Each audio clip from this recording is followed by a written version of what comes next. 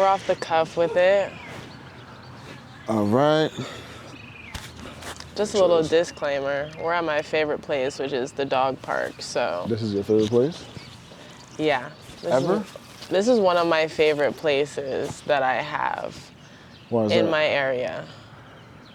Well, I mean, if you've seen the place very briefly, but it's huge. There's a community garden, there's a baseball field, there's a pond, there's a school, I believe this white sport is called squash that they play over here. And there's a library, there's more grassy area, and then there's the dog park, which is completely donation based, and it's upkept by the community. And it's, I feel like a fly in the milk, but it doesn't matter because I sit with my laptop, my book, my headphones, whatever it is, and it's just so beautiful to be here. All seasons, all year round. Okay. All right, let's start this interview. All right. On another episode of Talk with Tim, we have the lovely Renny Hunter with us. You want to give us a little introduction, please? Yes, I am Renny Hunter. I am the owner of RH Collective, and that's kind of an umbrella for everything that has to do with Renny, my photography business, my social media managing clients, my event planning business, my podcast. I paint on the side. So I wear definitely a lot of hats, but it all falls under that umbrella. Okay. How was your morning this morning? I have the worst memory and my day changes so often. I was like, how was my morning? It was good. I actually just got the deposit for an engagement shoot that's happening on the 18th at the Bronx Botanical Gardens, which is one of my favorite places that I frequented when I grew up in the city. And so, yeah, I always love when people trust me with those big milestones and moments, especially when they have to do with love. I think it's like the most organic time to shoot someone. You have any daily rituals that you do every morning or every day? Nighttime? Yes, so every morning without fail, I'm up by 6:30. And I start my day by tending to my dogs. So I get their food ready and we go to the dog park every single morning without fail. Rain, sleet, snow, anything? Oh my God, you should see me. I'll be out here in a bonnet, full down puffer, rain boots, Wow. like not playing games. you're not No, my playing dogs games. get out for at least an hour every morning, depending on the weather. But it helps me, it helps them. It's a great way to start my day. I mean, you hear the birds, like. You have any hidden talents that most people wouldn't know about you? Hidden talents. That's a curveball. I thought I was going to be ready for all these questions, but hidden talents. I remember I was asking someone this question about me years ago, maybe like 5-7 years ago. It's on my YouTube somewhere. And my boyfriend at the time said that my hidden talent was how fast I maneuver through the subway. I guess for a Connecticut boy, it was very impressive, but I'm from the city, so it's nothing to me, but that's the only answer I got for you. Oh, so you're from the city? Yeah, so I originally grew up in Queens, and I went into the city at least weekly, if not more, for castings, my mom's job. You know, if we're going to see friends and family, a lot of our connections and resources were in the city. We just lived a little bit outside of that. What is your take on female photography? I was just talking to someone about this on my podcast yesterday.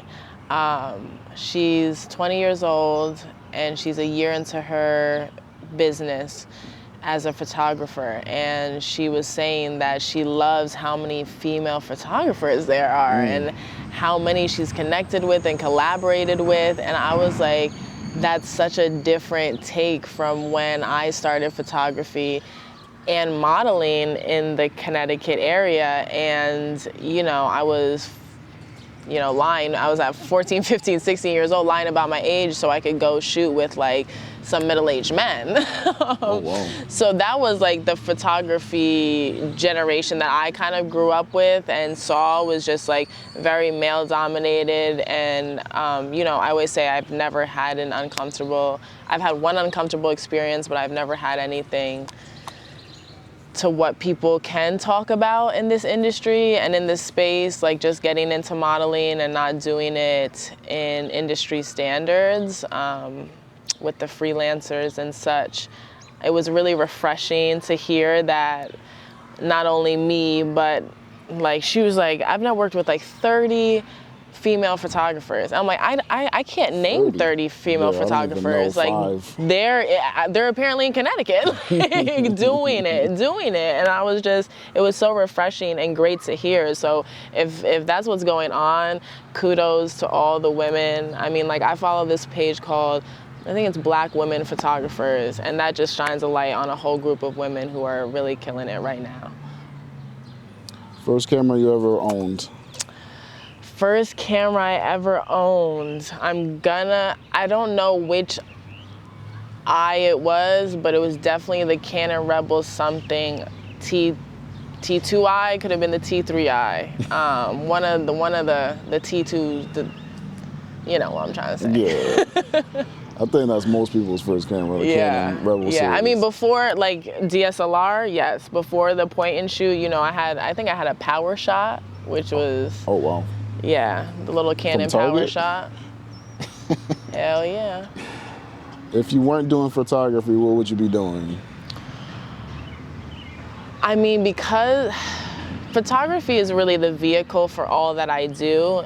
It is really what brought me into the spaces that I frequent, into the, shaking the hands of the clients that I work with.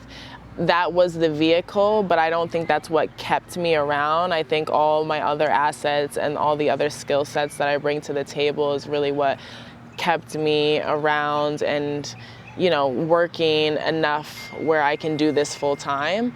So, I mean, anything else that I do, right? So like event planning is something that I love doing.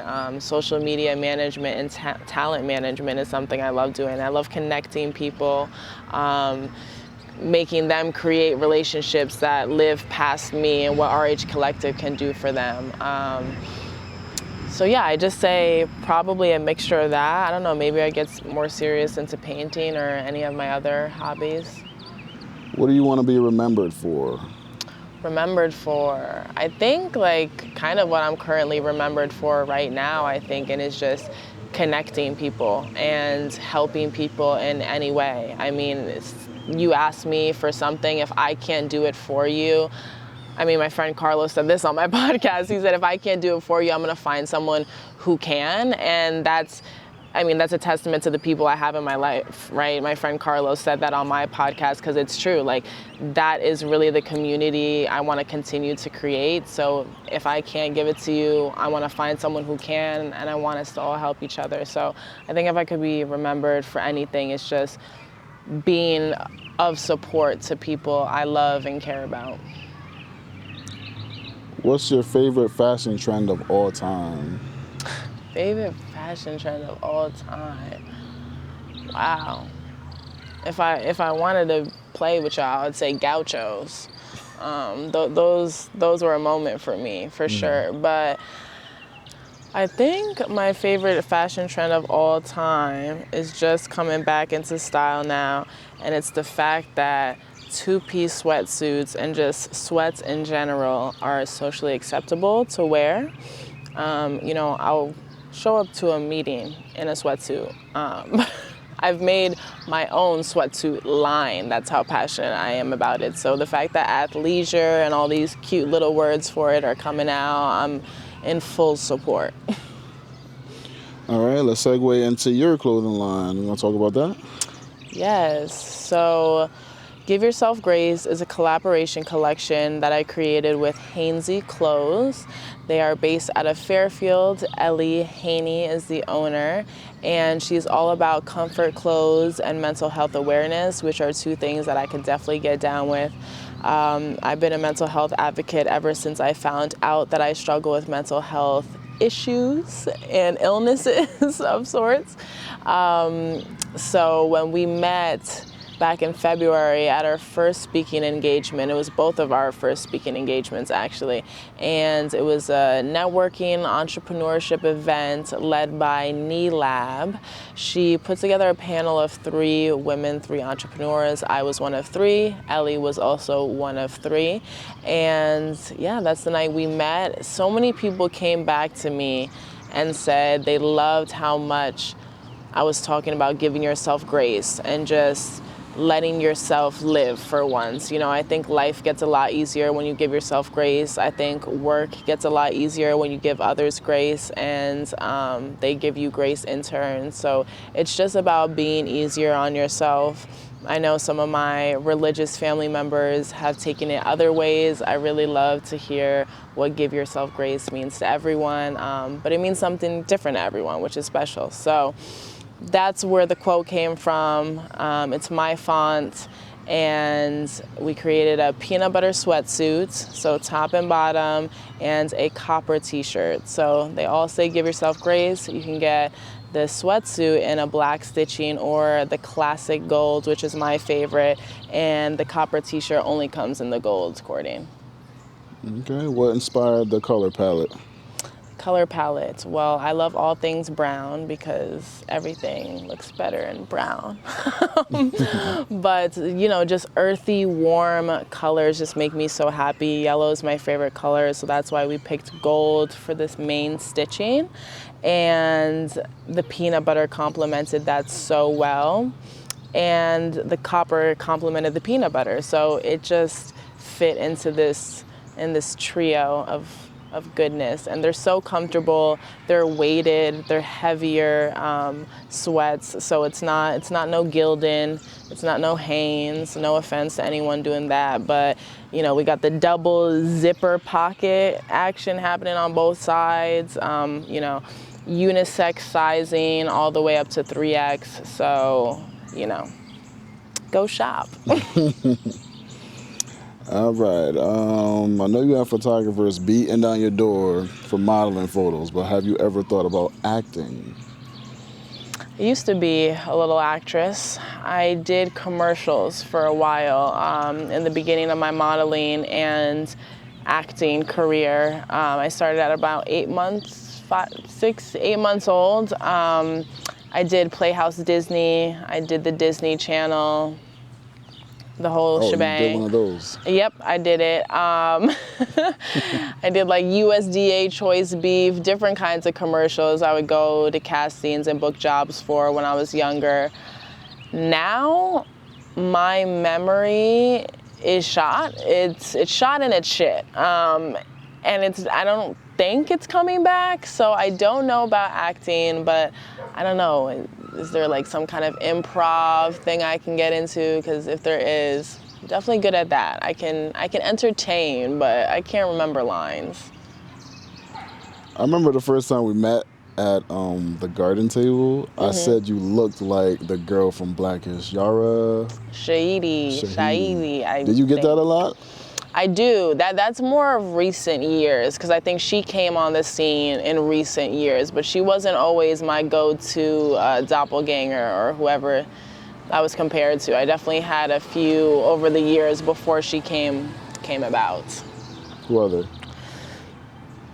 One that I will accept and I love, especially when I had long hair and I would straighten it, Pocahontas I will always take. I used to get Nicki Minaj, which I was like, I mean, if I had the ass, I would love it. But like just saying I look like Nicki is like, I mean, love her too, but like I don't have the assets to match. So it's a little bit discerning. And then I think the only other one was, you know, the classic when I had my fro out, the Diana Ross. Okay. So, you know, everyone thinks black people look the same. Well, let's talk about your podcast. My podcast, yes. So I relaunched my podcast, and it is now officially on all streaming platforms: Spotify, Google Podcasts, Apple Podcasts, Anchor. you name it, it's on there. I also upload a video version to my YouTube, although Spotify now has a video version, so you can watch the video version straight from Spotify too if you like. It is called Call Me Crazy because I've been called crazy a lot. Really? And I'm reclaiming it. So I'm crazy. I talk about everything and anything. But this current series is called The Funk of Photography. I am interviewing local East Coast creatives, filmographers like Tim, videographers like Tim, photographers like me, like Daniel Racinos, like Jessica Kelly, and all the others I will be interviewing. So it's gonna be covering just all things that I'm interested in, topics that I want to break down, and right now it's the photography and film industry. So that is what we're doing over on there. Tim was the first episode. We did an Instagram live to hype it up before I got accepted into all the podcast platforms. And it was so much fun. So yeah, I love talking to the people I have in my life. I feel like people can gain a lot from the conversations I have because I gain so much from the conversations I have with the people in my life. So yeah. Celebrity guests that you would love to have on your podcast? Celebrity guests that I would love to have on my podcast. I think right now, since I'm still living in this Funk of Photography series, I would love to have a couple of photographers that I have like 3 degrees apart from. Like, I feel like they know I exist in this world, but they've got very busy schedules. So Keith Major, he's the photography director for Ebony Magazine. I would love to have you on, Keith. My uncle Timothy is a really amazing photographer who has worked all around the globe. Therese Love is also an amazing photographer. He does a lot of men, and that's something that I want to get more into, shooting men and making them feel exquisite and beautiful and sexy and and masculine and whatever they want to feel. Like, that's an art form in itself. So yeah, all of them I'd love to have on, all of them beautiful Black kings doing it in the industry. So I'm putting it out there. I'm putting the energy out there. Top 3 influences in your life? Top 3. I'm gonna say my mom, my godfather, and my grandfather, my papa. All right, message to younger you and people aspiring to do what you do. I would say to take yourself seriously, no matter what age you are. I think you need a certain amount of experience to hold yourself in a way that you'd probably like to do tomorrow, but don't sell yourself too short. Find out the industry standard for what you're doing and what people are currently getting paid for that. Work up to that, charge close near it. I think a lot of my early stages of molding who RH Collective and who Renny was as a businesswoman, I got taken advantage of a lot. And just because I was young, but the business and the content and everything that I was providing was of such high standards that I could have been getting paid X amount, but I didn't know that much. So don't be afraid to ask questions, get a mentor, and like I said, just do your research. All right, any last words for the people? Last words. Follow me on Instagram. I have I want to say 5, I think it's 4 now. I think I've narrowed it down to 4. Got Renny Hunter Co., which is everything me. I have Renny's virtual portfolio, which is my photography. RH Paintings, which are my paintings, and callmecrazy.pod, which is my podcast. My website has my blog, which is now live, which is just, I feel like this year is just about getting deeper. So the podcast, the blog, the blog's on the website. So I talk a little more in depth about things on there. So Tim's gonna be busy in the description box, but it is okay. I'll be providing all of the links and y'all will be clicking them. Thank you very much. All right, appreciate you for stopping by to talk with me. Thank you so much. Sign out. with the lovely Renny Hunter. All right, see you next time.